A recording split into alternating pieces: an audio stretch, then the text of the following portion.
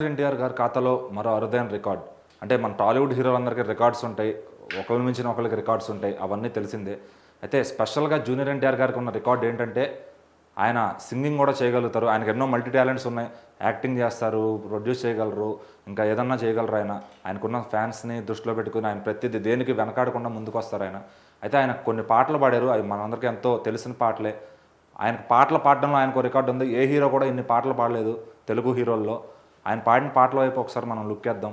First ఆయన ఇదివరకు ఎప్పుడో మెహర్ రమేష్ గారు డైరెక్ట్ చేసిన 'కంత్రి' సినిమాలో 1, 2, 3 నేనొక కంత్రి అని ఒక పాట పాడారు. అప్పట్లో ఆయన ఫస్ట్ సింగర్‌గా గుర్తించింది బహుశా ఆయనే అనుకుంటా. మరి అంతకుముందు ఆయన జూనియర్‌గా అంటే ఇంకా చిన్న పిల్లాడిగా ఉన్నప్పుడు ఏమైనా పాటలు పాడారేమో తెలీదు. తర్వాత 'యమదొంగ' సినిమాలో రాజమౌళి గారు అదే కీరవాణి గారు స్పెషల్‌గా అడిగి 'ఓలమ్మి తిక్కరేగిందా' అనే సాంగ్ పాడించుకున్నారు.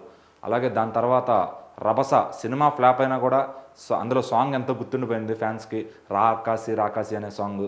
అలా నెక్స్ట్ వచ్చిన తర్వాత 'నాన్నక ప్రేమతో'లో 'ఫాలో ఫాలో' సాంగ్ ఒక యూత్‌ని ఒక ఊపు ఊపేసింది. ఇప్పటికి కూడా ఫ్యాన్స్ దానికోసం దాన్ని వింటూ ఎంతో ఎంజాయ్ చేస్తారనే చెప్పొచ్చు.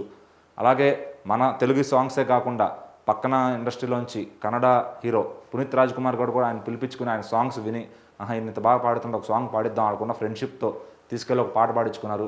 అదే 'చక్రవ్యూహ' సినిమాలో 'గెలయా గెలయా' అనే సాంగ్. అంటే మనం తెలుగు హీరో అయ్యుండి అటు కెనడా కూడా ఫ్లూయెంట్‌గా రావడం వల్ల అక్కడికి వెళ్ళి కూడా ఆయన మంచి పాట పాడారు. ఇంకా నెక్స్ట్ ఏ ఇండస్ట్రీ వాళ్ళు తీసుకెళ్ళి ఆయనతో పాటలు పాడించుకుంటారో తెలియదు. ఇప్పుడైతే చాలా కాలం అవుతుంది ఆయన పాటలు పాడి ఫ్యాన్స్ అందరూ ఒకసారి మళ్ళీ ఏదన్నా సినిమాలో పాట పాడన్న వచ్చే సినిమాల్లో అని ఆయన ఫ్యాన్స్ అందరూ కూడా రిక్వెస్ట్ చేస్తున్నారు. ఆ పాటలు చూస్తే కనుక అన్నీ కూడా చార్ట్ బస్టర్ సాంగ్స్ అన్నీ పాడారు.